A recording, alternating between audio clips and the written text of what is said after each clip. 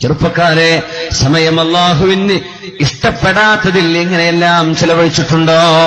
Cinema കണ്ടിട്ടും പാട്ടുപാടിയിട്ടും നൃത്തങ്ങൾ കണ്ടിട്ടും നൃത്തം ചെയ്തിട്ടും മ്യൂസിക് ശ്രദ്ധിച്ചുകൊണ്ടും ഇങ്ങനെ നമ്മൾ എത്ര സമയം അല്ലാഹുവിന്റെ പൊരുത്തത്തിലില്ലാതെ ചെലവഴിച്ചിട്ടുണ്ടോ? അതിന്റെയൊക്കെ പകരം അല്ലാഹുവിന് ഇഷ്ടമുള്ളൊരു വഴിയിലേക്ക് നമ്മളതിന് പ്രതിവിധിയായി, അതിന് ഒരു പരിഹാരമായി, ഒരു കോമ്പൻസേഷനായി നമ്മൾ അത്രയും സമയം ഖുർആൻ ഓതിയിട്ടോ, അത്രയും സമയം സ്വലാത്തും ദിക്റും ചൊല്ലിയിട്ടോ, അത്രയും സമയം അല്ലാഹുവിന്റെ പള്ളിയിൽ ഇഅ്തികാഫിരുന്നിട്ടോ ഒന്ന് പകരം കൊടുക്കാൻ നമ്മുടെ മനസ്സിൽ തോന്നുന്നുണ്ടോ? തോന്നേണ്ടതല്ലേ? എത്രയെല്ലാം നിസ്കാരം ഖളാ ആയിപ്പോയിട്ടുണ്ടോ? ആ നിസ്കാരങ്ങൾ ഖളാ വീട്ടുന്നതോടൊപ്പം ഇനിയുള്ള നിസ്കാരങ്ങളോടൊപ്പം അതിന്റെ സുന്നത്തുകൾ പരിപാലിച്ചുകൊണ്ട്, സുന്നത്ത് നിസ്കാരങ്ങൾ എടുത്തുകൊണ്ട്, റവാത്തിബ് സുന്നത്ത് എടുത്തുകൊണ്ട് പരിഹരിക്കാൻ തയ്യാറായിട്ടുണ്ടോ? റമളാനിൽ നോമ്പ് നോൽക്കാതെ വിവരമില്ലാത്ത കാലത്ത് റമളാനിൽ നോമ്പ് നഷ്ടപ്പെടുത്തിയത്, പ്രായപൂർത്തി ആയതിന്റെ ശേഷം റമളാനിന്റെ നോമ്പുകൾ നഷ്ടപ്പെടുത്തിയത് ഖളാ വീട്ടലോടുകൂടെ തന്നെ. ഇവിടെ നിന്നങ്ങോട്ട് ആ നഷ്ടപ്പെടുത്തിയതിന് പകരം ഇനി ഞാൻ എല്ലാ വെള്ളിയാഴ്ച, എല്ലാ വ്യാഴാഴ്ചയും തിങ്കളാഴ്ചയും, ഒരു മാസത്തിലെ അയ്യാമുൽ ബീദിൽ, ഒരു അറബി മാസത്തിലെ 13, 14, 15 ദിവസങ്ങൾ, മുഹറത്തിന്റെ ആദ്യ ഭാഗം, ദുൽഹിജ്ജയുടെ ആദ്യ ഭാഗം ഞാൻ സുന്നത്ത് നോമ്പെടുക്കും. റമളാൻ നഷ്ടപ്പെടുത്തിയതിന് പകരം അല്ലാഹുവിനെ മറന്നുകൊണ്ട് ലോകത്തിന്റെ മറ്റു പല ഭാഗത്തേക്കും യാത്ര പോയപ്പോ, ഒരു ഉംറ ചെയ്യാൻ സാധിക്കാതെ പോയപ്പോ, ഇനി ഇവിടുന്ന് അങ്ങോട്ട് കഴിയുമെങ്കിൽ ഓരോ വർഷവും ഒരു റമളാനില്ലെങ്കിലും ഒരു തവണ അല്ലാഹുവിന്റെ പരിശുദ്ധമായ ഹറം ഞാൻ സന്ദർശിക്കും. ശുദ്ധമായ ഹറമിൽ ചെന്ന് ഞാൻ അല്ലാഹുവിന് വേണ്ടി ഒരു മാസക്കാലം റമളാൻ ഞാൻ ഹറമിൽ ചെലവഴിക്കും. എന്തേ? ഒരുപാട് തെറ്റുകൾ സംഭവിച്ചിട്ടുണ്ട്, ഞാനിതിനെ പകരം ചെയ്യുകയാണ്. ഇങ്ങനെ ഒരു തീരുമാനമെടുത്ത് നല്ല ദൃഢനിശ്ചയത്തോടുകൂടെ നന്മയിലേക്ക് മടങ്ങാൻ നമുക്ക് സാധിക്കുമോ? മഹാനായ അബൂ മൂസ അശ്അരി റളിയല്ലാഹു തആല അൻഹുവിന്റെ കാലത്ത് തന്നെ അഹ്വാസ് പ്രദേശത്ത് യുദ്ധം നടക്കുമ്പോ മഹാനായ സ്വഹാബി റബീഅ ഇബ്നു സിയാദ് റളിയല്ലാഹു തആല അൻഹു, ബഹുമാനപ്പെട്ടവരുടെ സഹോദരനുണ്ട്, അൽ മുഹാജിർ ഇബ്നു സിയാദ് റളിയല്ലാഹു അൻഹു. ചെറിയ മകനാണ്, ചെറുപ്പക്കാരനാണ്. റബീഅ ഇബ്നു സിയാദ് റളിയല്ലാഹു അൻഹു മകനെയും കൈപിടിച്ചുകൊണ്ടാണ് യുദ്ധത്തിലേക്ക് പോകുന്നത്. മകൻ മുഹാജിർ എന്നവർ റളിയല്ലാഹു അൻഹു കൊച്ചുകുട്ടിയാണ്, ചെറുപ്പക്കാരനാണ്, ടീനേജുകാരനാണ്. യുദ്ധം കൊടുമ്പിരി കൊള്ളാൻ പോകുമ്പോ മഹാനായ സിയാദ് റളിയല്ലാഹു തആല അൻഹുവിന്റെ മകൻ റബീഅ എന്നവർ, അവരുടെ സഹോദരൻ മുഹാജിർ എന്നവര്, സഹോദരൻ ചെറുപ്പക്കാരനാണ്, വളരെ ചെറിയ പ്രായമാണ്, ടീനേജുകാരനാണ്. ബഹുമാനപ്പെട്ടവർ പറഞ്ഞു, റബീഅ എന്നവരോട് പറഞ്ഞു, റബീഅ എന്നവരെ, മുസ്ലിമീങ്ങൾ ഇതിൽ മരിച്ചൊടുങ്ങാൻ പോകുന്നുണ്ട്, ഒരുപാട് നഷ്ടം മുസ്ലിമീങ്ങൾക്ക് സംഭവിക്കാൻ പോകുന്നു. അതുകൊണ്ട് ഞാൻ ഇന്നത്തെ ദിവസം എന്റെ ശരീരം അല്ലാഹുവിന് ഞാൻ വിൽപ്പന നടത്തിയിരിക്കുന്നു, എന്റെ ശരീരം അല്ലാഹുവിന് കൊടുത്തിരിക്കുന്നു, അതിന് പകരം എനിക്ക് സ്വർഗം വേണം. യുദ്ധം കൊടുമ്പിരി കൊള്ളാൻ പോകുന്നു. നോമ്പ് നോറ്റിട്ടുണ്ട്, നോമ്പ് നോറ്റിയ വിഷമത്തിലാണ്. അബൂ മൂസ അശ്അരി റളിയല്ലാഹു അൻഹു സുന്നത്ത് നോമ്പെടുത്ത മുഴുവൻ ആളുകളോടും നോമ്പ് മുറിക്കാൻ വേണ്ടി പറഞ്ഞു, നിങ്ങൾ നോമ്പ് മുറിക്കണേ, ഈ യുദ്ധത്തിൽ നമുക്ക് ക്ഷീണം സംഭവിച്ചേക്കും. മഹാനായ സ്വഹാബി റബീഅ ഇബ്നു സിയാദ് റളിയല്ലാഹു അൻഹു, അവരുടെ സഹോദരൻ അൽ മുഹാജിർ റളിയല്ലാഹു അൻഹു, രണ്ടുപേരും പറഞ്ഞു, നമ്മൾ നോമ്പുകാരാണ്, പക്ഷേ നോമ്പ് നോറ്റുകൊണ്ട് അല്ലാഹുവിന്റെ മുമ്പിലേക്ക് പോകണം. യുദ്ധം കൊടുമ്പിരി കൊള്ളാൻ പോകുന്നു. അല്ലാഹുവിന്റെ ദീനിന് വേണ്ടി ജീവത്യാഗം ചെയ്യാൻ പോവുകയാണ്. ശത്രുവിനെ വകവരുത്താൻ വേണ്ടി പോകുന്നു മഹാനായ അൽ മുഹാജിർ റളിയല്ലാഹു അൻഹു. ദാഹം തൊണ്ട വരണ്ടിരിക്കുകയാണ്, വെള്ളം കുടിക്കാൻ തോന്നുന്നുണ്ട്, നോമ്പ് മുറിക്കാൻ തോന്നുന്നുണ്ട്, നോമ്പ് മുറിക്കുന്നില്ല. യുദ്ധക്കളത്തിലേക്ക് ഓടിച്ചെന്നു. അല്ലാഹുവിന്റെ ദീനിന് വേണ്ടി ജീവത്യാഗം ചെയ്യാൻ മഹാനായ സ്വഹാബി, അവരുടെ സഹോദരൻ രണ്ടുപേരും നോമ്പുകാരായി ആ യുദ്ധത്തിലേക്ക് എടുത്തു ചാടി അല്ലാഹുവിന്റെ സ്വർഗം വാങ്ങിപ്പോന്നത്. അല്ലാഹുവിന് വേണ്ടി ശരീരം വിൽപ്പന ചെയ്തവർ. എന്താണ് ആ വിൽപ്പന? അല്ലാഹുവിന് വേണ്ടി ചെയ്ത ത്യാഗം ഞാനിത് നൽകുകയാണ് റബ്ബേ, പകരം നീ സ്വർഗം തരണം. നോമ്പ് നിങ്ങൾ മുറിച്ചോളൂ, സുന്നത്ത് നോമ്പ് മുറിച്ചോളൂ എന്ന് പറഞ്ഞപ്പോഴും നോമ്പ് ഞാൻ മുറിക്കാതെ തന്നെ സുന്നത്ത് നോമ്പെടുത്തുകൊണ്ട് ഞാൻ യുദ്ധത്തിലേക്ക് വരികയാണ്. ഈ ഒരു അസീമ മനസ്സിൽ വന്ന ഈ ഒരു ഉറപ്പ്, അല്ലാഹുവിന്റെ ദീനിൽ തോന്നിയ ഈ ഒരു ഉറപ്പ്, ഖൽബിന് കിട്ടിയ അടങ്ങാത്ത ഈമാൻ. സത്യവിശ്വാസികളെ, ചെറുപ്പക്കാരെ, നമ്മുടെ ഖൽബുകളിൽ ഇങ്ങനെ ദീനിനോട് അടുപ്പം തോന്നിയിട്ടുണ്ടോ? യർമൂക്ക് യുദ്ധം 1000ഓളം സഹാബികൾ യർമൂക്കിലേക്ക് വരുന്നു. അവരിൽ 100ഓളം സഹാബികൾ ബദരീങ്ങളാണ്. യർമൂക്കിലേക്ക് യുദ്ധത്തിന് വന്നവർ അവരിലുണ്ട് മുആദ് ഇബ്നു ജബൽ റളിയല്ലാഹു അൻഹു. മുആദ് ഇബ്നു ജബൽ റളിയല്ലാഹു അൻഹുവിന്റെ മകൻ അബ്ദുറഹ്മാൻ ഇബ്നു മുആദ് ഇബ്നു ജബലും ആ യുദ്ധത്തിലുണ്ട്. യർമൂക്കിലേക്ക് വരുമ്പോ അല്ലാഹുവിന്റെ റസൂൽ സ്വല്ലല്ലാഹു അലൈഹി വസല്ലം സ്വർഗം വാഗ്ദാനം ചെയ്തിരിക്കുന്നു. റോമക്കാരുമായുള്ള യുദ്ധമാണത്. റോമക്കാരുമായുള്ള യുദ്ധം. റോമക്കാരനായ നേതാവ് മഹാന്മാരായ സ്വഹാബത്തിനോട് ചോദിക്കുന്നുണ്ട്, ആരാണ് നിങ്ങളിൽ പടപൊരുതാൻ തയ്യാറുള്ളത്? അബൂ ഉബൈദ ഇബ്നുൽ ജറാഹ് റളിയല്ലാഹു അൻഹു ആണ് നേതാവ്. മുആദ് റളിയല്ലാഹു അൻഹു ചോദിച്ചു, അബൂ ഉബൈദ, ആ റോമക്കാരനോട് പടപൊരുതാൻ ഞാൻ പോകട്ടെയോ എന്ന് ചോദിക്കുന്നു. അബൂ ഉബൈദ റളിയല്ലാഹു അൻഹു പറഞ്ഞു, യാ മുആദ് എന്നവരെ, സഅൽതുക ബിഹഖി റസൂലില്ലാഹി അൻ തൽസമ റായതക. അല്ലാഹുവിന്റെ റസൂലിന്റെ ഹഖിനെ മുൻനിർത്തി പറഞ്ഞു മുആദ് റളിയല്ലാഹു അൻഹു. അബൂ ഉബൈദ, നബി തങ്ങളുടെ ഹഖിനെ വിചാരിച്ച് ഞാൻ ചോദിക്കട്ടെ, നിങ്ങൾ ആ പതാക പിടിച്ചാൽ മതി. റോമക്കാരുടെ മുമ്പിൽ ഇസ്ലാമിന്റെ പതാക നിങ്ങൾ പിടിക്കുന്നതാണ് എനിക്കുത്തമം, എനിക്കിഷ്ടം. മുആദ് റളിയല്ലാഹു അൻഹു പറഞ്ഞു, അബൂ ഉബൈദ, റോമക്കാരന്റെ വെല്ലുവിളി ഏറ്റെടുക്കാൻ എന്റെ മകൻ അബ്ദുറഹ്മാൻ തയ്യാറാണ്. യാ മഅ്ശറൽ മുസ്ലിമീൻ, يا معشر المسلمين من أراد فرسا فهذا فرسي. മുആദ് റളിയല്ലാഹു അൻഹു പറഞ്ഞു, എനിക്ക് റോമക്കാരനോട് മറുപടി കൊടുക്കാൻ ആഗ്രഹമുണ്ട്. പക്ഷേ അബൂ ഉബൈദ നമ്മുടെ നേതാവിനോട് പറഞ്ഞു പതാക പിടിക്കാൻ. അതുകൊണ്ട് ആരെങ്കിലും യുദ്ധത്തിലേക്ക് എടുത്തു ചാടാൻ തയ്യാറുണ്ടെങ്കിൽ എന്റെ കുതിര ഇതാ റെഡിയാണ് ഇവിടെ.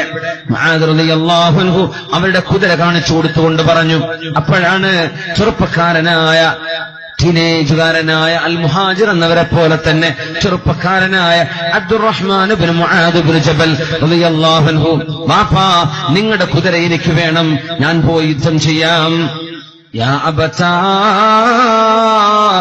എന്റെ ഉപ്പാ, ഇന്നി ഖാരിജുൻ ഇലാ ഹാദൽ അലജ്, ഈ ദുഷ്ടന്റെ മുമ്പിലേക്ക് ഞാൻ പോവുകയാണ്. ഫഇൻ സബർത ഫഇന്നൽ മിന്നത ലില്ലാഹ്, ഈ യുദ്ധത്തിൽ ഞാൻ എന്റെ ശത്രുവിനെ വകവരുത്തുകയാണെങ്കിൽ അതിന്റെ ക്രെഡിറ്റ് എനിക്കല്ല, അല്ലാഹുവിനാണ്. വഇൻ ഖതലനി, ആ ശത്രു എന്നെ കൊല്ലുകയാണെങ്കിൽ ഫസ്സലാമു അലൈക യാ അബതാ, വാപ്പാ, ഞാൻ നിങ്ങളോട് അവസാനത്തെ സലാം പറഞ്ഞു പിരിയുകയാണ്. യുദ്ധത്തിലേക്ക് പോവാൻ പാപ്പയോട് പറയുന്നു, ഉപ്പാ, എന്നെ ആ ശത്രു കൊല്ലുകയാണെങ്കിൽ ഞാൻ നിങ്ങളോട് പറയുന്ന അവസാനത്തെ സലാമാണത്. وإن كان لك إلى رسول الله حاجة فأوصني بها, നബിയോട് എന്തെങ്കിലും പറയാനുണ്ടെങ്കിൽ എന്നോടിപ്പോൾ പറഞ്ഞോളൂ വാപ്പാ. ഞാൻ മരിച്ചുപോയാൽ അല്ലാഹുവിന്റെ റസൂലിനെ കാണും. നബിയോട് ഞാൻ ചെന്ന് നിങ്ങളുടെ വല്ല വസിയത്തുമുണ്ടെങ്കിൽ ഞാൻ പറഞ്ഞു കൊടുക്കാം. ആരായി പറയുന്നത്?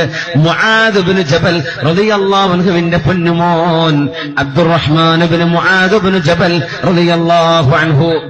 വാപ്പ പറയുന്നത് ശിർക്കാണ് മോനെ, കുഫറാണ് മോനെ എന്നല്ല. മോനെ, നീ എന്താ പറയണത്? മരിച്ചുപോയി നബിയെ കാണുമെന്നോ, നബിയോടെന്റെ വസിയത്ത് പറയാൻ പറ്റുമെന്നോ? മോനെ, അങ്ങനെ നീ പറയുകയാണെങ്കിൽ എന്റെ റസൂലിനോട് സ്വല്ലല്ലാഹു അലൈഹി വസല്ലമ തങ്ങളോട് നീ പറഞ്ഞേക്കണം, എന്റെ സലാം പറഞ്ഞേക്കണം, എന്റെ ഉമ്മത്തിൻ നബി തങ്ങളോട് പറഞ്ഞേക്കണം, ജസാകല്ലാഹു അൻ ഉമ്മതിക ഖൈറൻ യാ റസൂലല്ലാഹ്. വാപ്പയായ മുആദ് ഇബ്നു ജബൽ റളിയല്ലാഹു അൻഹു മോനോട് ഷഹാദത്തിന് വേണ്ടി പോകുമ്പോ, രക്തസാക്ഷിയായി മരിക്കാൻ പോകുമ്പോ മുആദ് റളിയല്ലാഹു അൻഹു പറഞ്ഞ വാക്കാണത്. മോനെ, നബിയോട് എന്റെ സലാം പറയണം. അത് മാത്രമല്ല ജസാകല്ലാഹു അൻ ഉമ്മതിക ഖൈറൻ യാ റസൂലല്ലാഹ്. നബിയേ, ഈ ഉമ്മത്തിന് പകരം അല്ലാഹു നിങ്ങൾക്ക് ഖൈർ ചെയ്യട്ടെ എന്ന് പറഞ്ഞേക്കണം. റസൂലുള്ളാഹി സ്വല്ലല്ലാഹു അലൈഹി വസല്ലം തങ്ങളോട് സലാം പറയാൻ പറഞ്ഞയച്ചു. മുആദ് ഇബ്നു ജബൽ റളിയല്ലാഹു അൻഹുവിന്റെ മകൻ യാത്രയപ്പ് നൽകുകയാണ്. ഗൾഫിലേക്കല്ലായി പോകുന്നത്, ജോലിക്കല്ലായി പോകുന്നത്, പഠിക്കാനുള്ള യാത്രക്കല്ല പോകുന്നത്, വിനോദയാത്രക്കുള്ള യാത്രയല്ല. ഷഹീദാവാൻ പതാക പിടിച്ചിരിക്കുന്ന വാപ്പ, ആ പിതാവിന്റെ കൺമുമ്പിൽ നിന്ന് രക്തസാക്ഷിയാകാൻ പോകുന്ന അബ്ദുറഹ്മാൻ എന്ന പുഞ്ചുമോനോട്, ചെറുപ്പക്കാരനോട് മുആദ് റളിയല്ലാഹു അൻഹു എല്ലാം പറഞ്ഞേൽപ്പിച്ചു. മോനെ, ഇനി അങ്ങോട്ട് വാപ്പാക്ക് നിന്നെ കാണാൻ പറ്റിയില്ലെങ്കിൽ എന്റെ നബിയോട് എന്റെ സലാം പറഞ്ഞേക്കണം, നബി തങ്ങളോട് എന്റെ ദുആ അറിയിച്ചേക്കണം. ജസാകല്ലാഹു ഖൈറൻ അൻ ഉമ്മതിക യാ റസൂലല്ലാഹ്. നബിയേ, ഈ ഉമ്മത്തിന് പകരം നിങ്ങൾക്ക് ഖൈറുണ്ട് എന്ന് പറഞ്ഞേക്കണം. റസൂലുള്ളാഹി സ്വല്ലല്ലാഹു അലൈഹി വസല്ലം തങ്ങളുടെ സലാം, തങ്ങളോടുള്ള സലാമും പറഞ്ഞേൽപ്പിച്ച് മുആദ് റളിയല്ലാഹു അൻഹുവിന്റെ മകൻ റോമക്കാരനായ ദുഷ്ടനായ യോദ്ധാവിന്റെ മുമ്പിലേക്ക് ചെന്നു. റോമക്കാരൻ മുആദ് തങ്ങളുടെ പൊന്നുമോൻ തലപ്പാവ് ധരിച്ചിട്ടുണ്ട്. അബ്ദുറഹ്മാൻ ഇബ്നു മുആദ് ഇബ്നു ജബൽ റളിയല്ലാഹു അൻഹുമാ തലപ്പാവ് ധരിച്ചിട്ടുണ്ട്. റോമക്കാരന്റെ വാളെടുത്ത് ആ യുദ്ധത്തിൽ തലയുടെ മൂർധാവിലേക്കൊരു വെട്ടുകൊടുത്തു. ആർക്കാണ് ആ വെട്ടുകൊണ്ടത്? മഹാനായ അബ്ദുറഹ്മാൻ ഇബ്നു മുആദ് റളിയല്ലാഹു അൻഹുവിന്. മുആദ് തങ്ങളുടെ ചെറിയ മകന്, ചെറുപ്പക്കാരനായ മോന്റെ തലയിലേക്ക് തലപ്പാവ് 2 കഷ്ണമായിട്ടുണ്ട്. തലപ്പാവ് 2 കഷ്ണമായെന്ന് മാത്രമല്ല, തല പിളർന്നിരിക്കുകയാണ്. ആ പിളർന്ന തലയുമായി ഓടി വന്നു അപ്പയുടെ മുമ്പിലേക്ക്. അബ്ദുറഹ്മാൻ ഇബ്നു മുആദ് ഇബ്നു ജബൽ റളിയല്ലാഹു അൻഹു ഓടി വന്നുകൊണ്ട് പറഞ്ഞു, ഖതലനി അൽഅലജു യാ അബതാ. വാപ്പാ, റോമക്കാരനായ ആ ദുഷ്ടൻ എന്നെ വധിച്ചു കളഞ്ഞുവല്ലോ. മുആദ് റളിയല്ലാഹു അൻഹു എന്ന വാപ്പ മകന്റെ തല പിളർന്നിരിക്കുന്ന കാഴ്ച കാണുന്നു. മകന് സംസാരിക്കാൻ പറ്റുന്നുണ്ട്. മകനപ്പോൾ സംസാരശേഷിയുണ്ട്, ജീവൻ നഷ്ടപ്പെട്ടിട്ടില്ല. മകനോട് പറഞ്ഞു മുആദ് റളിയല്ലാഹു അൻഹു, മോനെ, വമല്ലദീ തുരീദു മിനദ്ദുനിയാ യാ ബുനൈ. മോനെ, നിങ്ങൾക്ക് ഈ ദുനിയാവിൽ നിന്ന് ഇനി എന്താണ് വേണ്ടത്? വലൈസ ബൈനക വബൈനൽ ജന്നതി ഇല്ലാ ഖുതുവാത്. ഏതാനും കാലടികളാണ് നിങ്ങളുടെയും സ്വർഗത്തിന്റെയും ഇടയിലുള്ളത്. ഇനി എന്താ നിങ്ങൾക്ക് വേണ്ടത് മോനെ? സ്വർഗം നിങ്ങളുടെ കൺമുമ്പിലാണ്. എന്താ മോനെ വേണ്ടത്? തല പിളർന്നിരിക്കുകയാണ്. അതുകൊണ്ട് മോനെ, വാപ്പയുടെ മുമ്പിലേക്ക് മോൻ തിരിച്ചു വരുന്നത് എവിടെ നിന്നുള്ള ഓട്ടമാണ് മോനെ? സ്വർഗം കൺമുമ്പിലുണ്ടായിരിക്കെ എങ്ങോട്ടാണ് നിങ്ങൾ ഓടുന്നത്? മോനോട് പറഞ്ഞു, മോനെ, ആ ദുഷ്ടന്റെ അടുത്തേക്ക് തന്നെ ചെല്ലിൻ, ഒന്ന് യുദ്ധം ചെയ്യിൻ, ധീരമായി പോരാടിൻ മോനെ. ഇത് നിങ്ങൾക്ക് ഷഹാദത്ത് തരാൻ അള്ളാഹുവിന്റെ തീരുമാനമുണ്ട്. അബ്ദുറഹ്മാൻ തിരിച്ചു നടന്നേക്കണം യുദ്ധക്കളത്തിലേക്ക്. ആ യുദ്ധക്കളത്തിലേക്ക് തിരിച്ചു നടക്കാൻ പറഞ്ഞു വാപ്പ. മുആദ് റളിയല്ലാഹു അൻഹു പിളർന്ന തലയുമായി അബ്ദുറഹ്മാൻ ഇബ്നു മുആദ് റളിയല്ലാഹു അൻഹു നടന്ന് ശത്രുവിന്റെ മുമ്പിലേക്ക് എത്തുമ്പോഴേക്കും ഇന്നാ ലില്ലാഹി വഇന്നാ ഇലൈഹി റാജിഊൻ. രണ്ടാമതും ഒരു വെട്ടുവെട്ടാനുള്ള അവസരം ശത്രുവിന് അല്ലാഹു നൽകിയില്ല. മുആദ് റളിയല്ലാഹു അൻഹുവിന്റെ ഈ പൊന്നുമോൻ അവിടെ തന്നെ വീണ് ഷഹീദാവുകയാണ്. വാപ്പയുടെ മുമ്പിലേക്ക്, വാപ്പാ, എന്നെ ആ ശത്രു കൊന്നല്ലോ എന്ന് പറഞ്ഞ് തിരിച്ചു വന്നപ്പോ, മോനെ, നിങ്ങൾക്കിനി എന്താണ് വേണ്ടത്? സ്വർഗമല്ലേ മുമ്പിലിരിക്കുന്നത്? സ്വർഗം നിങ്ങളുടെ കൺമുമ്പിൽ കിടക്കുകയല്ലേ? തിരിച്ചു പോ അബ്ദുറഹ്മാൻ, ധൈര്യമായി പോ, ധീരമായി പോരാട്, സ്വർഗത്തിലേക്ക് പോയെന്ന് പൊന്നുമോൻ അബ്ദുറഹ്മാൻ റളിയല്ലാഹു അൻഹുവിനോട് വാപ്പ മുആദ് ഇബ്നു ജബൽ റളിയല്ലാഹു തആല അൻഹു സ്വർഗത്തിലേക്കുള്ള യാത്രയായിരുന്നു അത്. ആഹ് ക്യാ ആയേ റിയാസേ ദഹർ മേ ഹം ക്യാ ഗയേ, ജിന്ദഗി കി ശാഖ് മേ ഫൂട്ടേ ഖിലേ മുർജാ ഗയേ. സ്വർഗം വിളിക്കുകയായിരുന്നു. പുത്ലി കി തറാ ഹർ നസർ സേ മസ്തൂർ ഹേ തൂ, ആँखें जिसे ढूंढती हैं वो राज है तू. സ്വർഗം കാണാൻ, അള്ളാഹുവിനെ കാണാൻ വെമ്പൽ കൊണ്ടുപോയ മഹാനായ അബ്ദുറഹ്മാൻ ഇബ്നു മുആദ് ഇബ്നു ജബൽ റളിയല്ലാഹു തആല അൻഹു. ഈ ഒരു അസീമ, അള്ളാഹുവിന്റെ വിഷയത്തിലുള്ള ഉറപ്പ്, ആ ഒരു ധൈര്യം, ആ ഒരു ശൂരത, ഈ തരത്തിലുള്ള ഒരു ഉന്മേഷം, അള്ളാഹുവിന്റെ സ്വർഗലോകത്തേക്ക് പോകാൻ സ്വഹാബികൾ യുദ്ധക്കളത്തിലേക്കായി ഇറങ്ങിയത്. നമുക്ക് നിസ്കാരത്തിന് സഫു കെട്ടുമ്പോ ഉന്മേഷത്തോടുകൂടെ ഒന്ന് നിൽക്കാൻ സാധിക്കുന്നുണ്ടോ?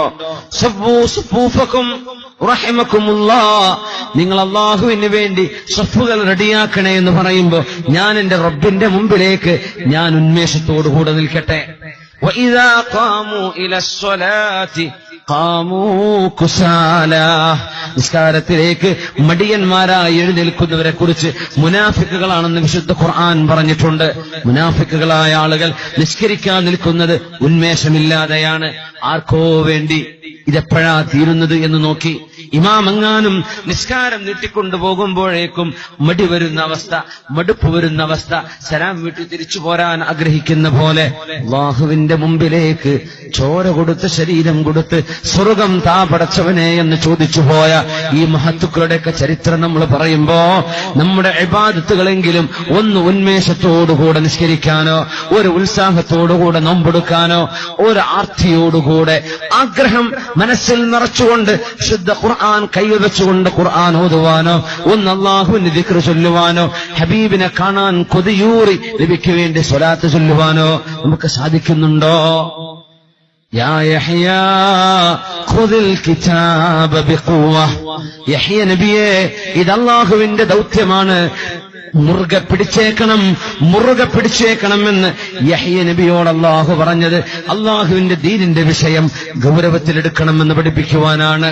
ഗൗരവത്തിലെടുക്കുന്നത് അല്ലാഹുവിന്റെ ഹബീബ് സ്വല്ലല്ലാഹു അലൈഹി വസല്ലം തങ്ങൾ കാലിൽ നീര് വന്ന് വീർത്തപ്പോഴാണ് ആയിഷത്തു സിദ്ദീഖ ബിൻതു സിദ്ദീഖ് റളിയല്ലാഹു അൻഹാ ആയിഷ ബീവി ചോദിച്ചത്, ലിമ തഫ്അലു ഹകദാ യാ റസൂലല്ലാഹ് വഖദ് ഗഫറല്ലാഹു ലക മാ തഖദ്ദമ മിൻ ദംബിക വമാ തഅഖർ, എന്തിനാണ് നബിയെ നിങ്ങൾ ഇങ്ങനെ ബുദ്ധിമുട്ടുന്നത്?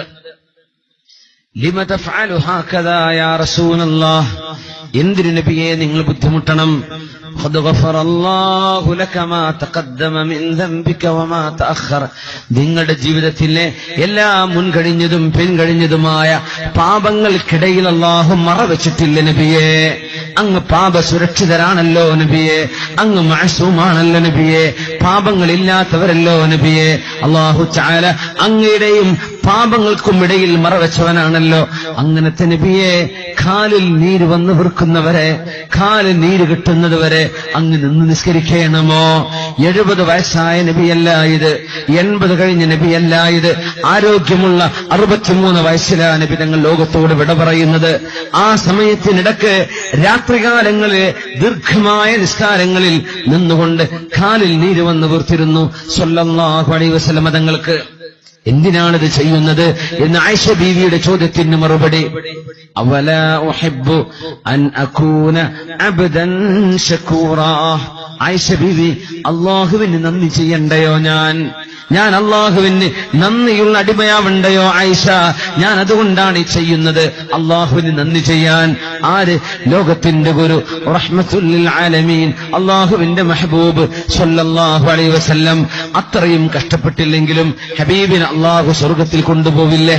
ഹബീബ് അലാ ഇല്ലിയീനിലേക്ക് ഉയരില്ലേ? ഹബീബിന് അല്ലാഹു മഖാമും മഹ്മൂദ് കൊടുക്കില്ലേ? എന്നാലും അല്ലാഹുവിന് ഞാൻ ധാരാളം അധ്വാനിക്കേണ്ടവനല്ലേ? ഞാൻ അധ്വാനിച്ചിട്ടുണ്ടോ? എന്റെ ആഖിറത്തിന്റെ സ്ഥിതി എന്താണ്? എന്റെ പരലോകത്തേക്ക് ഞാൻ ഒരുങ്ങിയിട്ടുണ്ടോ? എന്റെ ജീവിതത്തിന്റെ അവസ്ഥ എന്താ? ഒരു ദിവസം കഴിയുമ്പോ 24 മണിക്കൂർ കഴിയുമ്പോഴേക്കും എനിക്ക് അല്ലാഹു പൊരുത്തപ്പെട്ടു തരാത്ത എത്ര ഗുരുതരമായ തെറ്റുകൾ ഞാൻ ചെയ്തു കഴിഞ്ഞു. ഞാൻ അല്ലാഹുവിനോട് പൊറുക്കലിനെ ചോദിച്ചുവോ ഒന്ന് പുറത്തു തരാൻ? ഞാൻ അല്ലാഹുവിനോട് മാപ്പിനെ ചോദിച്ചുവോ? മുഹാസബത്തുൻ നഫ്സ് ഞാൻ ചെയ്തിട്ടുണ്ടോ? എന്റെ ശരീരത്തോട് ഞാനൊരു ഹിസാബ് നടത്തിയിട്ടുണ്ടോ? ഉമർ ഇബ്നുൽ ഖത്താബ് റളിയല്ലാഹു അൻഹു ഒരു ഈത്തപ്പന തോട്ടത്തിൽ ഉമർന്നവരെ കണ്ടു. അനസ് ഇബ്നു മാലിക് റളിയല്ലാഹു അൻഹു ഒരു തോട്ടത്തിന്റെ ഉള്ളിൽ, ഈത്തപ്പന തോട്ടമാണ്, വിജനമാണ്, രാത്രി ആരുമില്ല. ആ സമയത്ത് തോട്ടത്തിന്റെ ഉള്ളിൽ ഉമർ ബിൻ ഖത്താബ് റളിയല്ലാഹു അൻഹു വിളിച്ചു പറയുന്നുണ്ട്, അൻത അമീറുൽ മുഅ്മിനീൻ, നീയാണോ അമീറുൽ മുഅ്മിനീൻ, മുഅ്മിനീങ്ങളുടെ അമീർ, നീയാണോ ഉമറേ സത്യവിശ്വാസികളുടെ നേതാവ്? എന്തുകൊണ്ട് ഉമറേ ഇന്നലെ രാത്രി നിങ്ങൾ തഹജ്ജുദ് നിസ്കരിച്ചില്ല? എന്തുകൊണ്ട് ഉമറേ സുബഹിക്ക് മുമ്പുള്ള 2 റക്അത്ത് സുന്നത്ത് നിസ്കാരമെങ്കിലും 2 റക്അത്തെങ്കിലും എന്തുകൊണ്ട് നിങ്ങൾ നിസ്കരിച്ചില്ല? മഹാനായ അനസ് റളിയല്ലാഹു അൻഹു ആ തോട്ടത്തിന്റെ അരികിലൂടെ ഇങ്ങനെ നടക്കുമ്പോ ആരാണാവോ ഈ ഇരുട്ടിന്റെ മറവിൽ ഉമർ എന്നവരെ ചോദ്യം ചെയ്യുന്നത് എന്നറിയാൻ ഒന്നരികത്തേക്ക് നടന്നു. ആളറിയാതെ മെല്ലെ പാത്തും പതിഞ്ഞും മെല്ലെ നടന്നു വന്നു. ഉമർ തങ്ങളുടെ അരികത്ത് വന്നിരുന്നു. ഉമർ തങ്ങൾ കാണുന്നില്ല. ഉമറേ, നീയാണോ അമീറുൽ മുഅ്മിനീൻ, മുഅ്മിനീങ്ങളുടെ നേതാവ് ഉമറേ, നീയാണോ മുഅ്മിനീങ്ങളുടെ അമീർ? നീ എന്ത് ചെയ്തു? നീ എന്താണ് ഇന്നലെ തഹജ്ജുദ് നിസ്കരിക്കാതിരുന്നത്? എന്തുകൊണ്ട് ഉമറേ നിങ്ങൾ അല്ലാഹുവിന് വേണ്ടി ഇന്നലത്തെ രാത്രിയിലെ സുന്നത്ത് നിസ്കാരം എന്തുകൊണ്ട് ഒഴിവാക്കി? ഇങ്ങനെ വിളിച്ചു ചീത്ത പറയുന്നുണ്ട്. ആരുമല്ല ചീത്ത പറയുന്നത്, ഉമർ ബിൻ ഖത്താബ് റളിയല്ലാഹു അൻഹു സ്വന്തം ശരീരത്തെയാണ് ചീത്ത പറയുന്നത്, സ്വന്തം ശരീരത്തെ. എന്നിട്ട് പറഞ്ഞു, ഉമറേ ഇന്നലെ രാത്രി നിങ്ങൾ കിടന്നുറങ്ങി ആസ്വദിച്ചുവല്ലോ, അതുകൊണ്ട് 1 വർഷക്കാലത്തേക്ക് ഉമറേ നിങ്ങൾക്കിനി ഉറക്കമില്ല. ഇനി നിങ്ങൾക്ക് ഉറങ്ങാൻ ഞാൻ നിന്നെ സമ്മതിക്കില്ല ഉമറേ. ശരീരമേ, 1 കൊല്ലത്തേക്ക് നിനക്കിനി ഉറക്കമില്ല. എന്തുകൊണ്ട് ഇന്നലെ രാത്രി ആ ഒരു സുന്നത്ത് പോലും നിസ്കരിക്കാതെ നീ ഉറങ്ങി? ഫർള് ഒഴിവാക്കിയതിലല്ല ഉമർ തങ്ങൾ ശിക്ഷിക്കുന്നത്. തറാവീഹ് ഒഴിവാക്കിയതിലോ വിത്ർ നിസ്കാരം നഷ്ടപ്പെടുത്തിയതിലോ റവാത്തിബ് സുന്നത്ത് നഷ്ടപ്പെട്ടതിലോ ഒന്നുമല്ല. തഹജ്ജുദ് നിസ്കാരം, ഖിയാമുൽ ലൈൽ 1 കൊല്ലം ഉമർ റളിയല്ലാഹു അൻഹു ഉറങ്ങിയിട്ടില്ലെന്ന ചരിത്രമാണ്. അതിന്റെ പിന്നിലുള്ള രഹസ്യം, 1 രാത്രിയിലെ ഈ ഒരു ചെറിയ വീഴ്ചയെന്ന് പറഞ്ഞുകൂടാ ഒരു നന്മ ചെയ്യാൻ സാധിക്കാതെ പോയത്. നമുക്കൊക്കെ പിന്നെ ഉറങ്ങാൻ പറ്റുമോ? ജീവിതത്തിൽ ഉറങ്ങാൻ പറ്റുമോ? ഈ ഒരു മുഹാസബ, ഞാൻ എന്റെ ശരീരത്തോട് ചെയ്യുന്ന വിചാരണ, ഞാനും അല്ലാഹും തമ്മിലുള്ള എന്റെ ബന്ധത്തിൽ ഈ ഗൗരവം ഞാൻ സൂക്ഷിക്കുന്നുണ്ടോ? സ്വന്തം ജോലി നമ്മൾ ശ്രദ്ധിക്കുന്ന പോലെ അള്ളാഹുവിന്റെ വിഷയം ശ്രദ്ധിക്കുന്നുണ്ടോ? മക്കളോട് നമുക്ക് സ്നേഹമുള്ള പോലെ അതിലേറെ അള്ളാഹുവിനോട് സ്നേഹമുണ്ടാവേണ്ടവരല്ലേ, നമുക്ക് ആ സ്നേഹം കൽബിൽ തോന്നുന്നുണ്ടോ? എന്റെ നിസ്കാരത്തിന്റെ അവസ്ഥ എന്ത്? എന്റെ ഇബാദത്തിന്റെ കഥയെന്ത്? എന്റെ ആരാധനയുടെ കഥയെന്ത്? ഞാൻ ചൊല്ലുന്ന ദിക്റുകളുടെ അർത്ഥമറിയുന്നുണ്ടോ? ഞാൻ ചൊല്ലുമ്പോ എന്റെ മനസ്സിലേക്ക് അത് കയറുന്നുണ്ടോ? ഇങ്ങനെ തുടങ്ങി ഒരു മുഅ്മിനായ മനുഷ്യൻ സദാ ഹാസിബൂ അൻഫുസകും ഖബ്ല അൻ തുഹാസബൂ, നിങ്ങളെ അല്ലാഹു വിചാരണ ചെയ്യാൻ പോകുന്നുണ്ട്, അതിന്റെ മുമ്പായി നിങ്ങൾ സ്വയം ഒന്ന് വിചാരണ ചെയ്യണേ എന്ന് മഹാനായ ഉമർ ബിൻ ഖത്താബ് റളിയല്ലാഹു അൻഹു പറയുമായിരുന്നു. ഉമർ തങ്ങളുടെ വയറിന് കുത്തേറ്റ് കിടക്കുകയാണ്. ഒരു ശത്രു വന്ന് കുത്തി. ബഹുമാനപ്പെട്ടവരുടെ കുടൽമാലകൾ പുറത്തു ചാടി. ഉമർ റളിയല്ലാഹു അൻഹുവിന് കുടിക്കാൻ 1 ഗ്ലാസ് പാല് കൊടുത്തു. ആ കുടിച്ച പാല് മുഴുവനും പുറത്തേക്ക്. ബഹുമാനപ്പെട്ടവർ ഈ ദാരുണമായ ഈ കുത്തേറ്റ് ബഹുമാനപ്പെട്ടവർ വഫാത്താകുമെന്ന് സ്വഹാബത്ത് ഉറപ്പിച്ചു. ഉമർ റളിയല്ലാഹു അൻഹുവിനെ കൊണ്ടുവന്ന് കിടത്തിയിരിക്കുന്നു. ഒന്ന് തുന്നിപ്പിടിപ്പിക്കാനുള്ള സൗകര്യമില്ല, ഒന്ന് സർജറി ചെയ്യാനുള്ള വകയില്ല, കുടൽമാലകൾ പുറത്തായിരിക്കുന്നു. ഉമർ റളിയല്ലാഹു അൻഹുവിനെ ഓരോരുത്തരും കാണാൻ വേണ്ടി വരുന്നു. ലാ ബഅസ് തുഹൂറുൻ ഇൻഷാ അല്ലാഹ്. ഉമർ എന്നവരെ സാരമില്ല, എല്ലാം സുഖമാവും, സാരമില്ല എന്ന് ആശ്വസിപ്പിക്കാൻ ഓരോരുത്തരും കടന്നു വരുമ്പോ ഉമർ റളിയല്ലാഹു അൻഹു ഒരു ചെറുപ്പക്കാരനെ കണ്ടു. അയാളുടെ മുഖത്ത് നോക്കി പറഞ്ഞു, യാ ഫതാ റുദ്ദൂ ഹാദൽ ഫതാ, ഈ ചെറുപ്പക്കാരനെ ഒന്നെന്റെ മുമ്പിലേക്ക് തിരിച്ചു വരാൻ വേണ്ടി പറയണം. ആ ചെറുപ്പക്കാരൻ വന്നപ്പോ ഉമർ റളിയല്ലാഹു അൻഹു പറഞ്ഞു, ചെറുപ്പക്കാരാ, നിങ്ങളുടെ വസ്ത്രം ഞെരിയാണിക്ക് താഴെയാണല്ലോ, നിങ്ങളത് ഉയർത്തിവെച്ചേക്കണം, നീ പൊയ്ക്കോ. അസ്ഹാബ് ഓരോരുത്തരും വേറെയും വന്നു. ദീനീ ഉപദേശം കൊടുത്തുകൊണ്ടിരിക്കുകയാണ്. മരണത്തെ കൺമുമ്പിൽ കാണുന്ന രംഗത്ത് അമീറുൽ മുഅ്മിനീൻ ഉമർ ഇബ്നുൽ ഖത്താബ് റളിയല്ലാഹു അൻഹു അവസാനത്തെ വാക്കുകൂടെ പറയാൻ പോകുന്നു. അസ്ഹാബുകളെ, ഞാൻ യാത്ര പറയുകയാണ് നിങ്ങളോട്, എല്ലാവരും അരികത്തേക്ക് വരിൻ. എല്ലാവരും വിളിച്ചു വരുത്തി.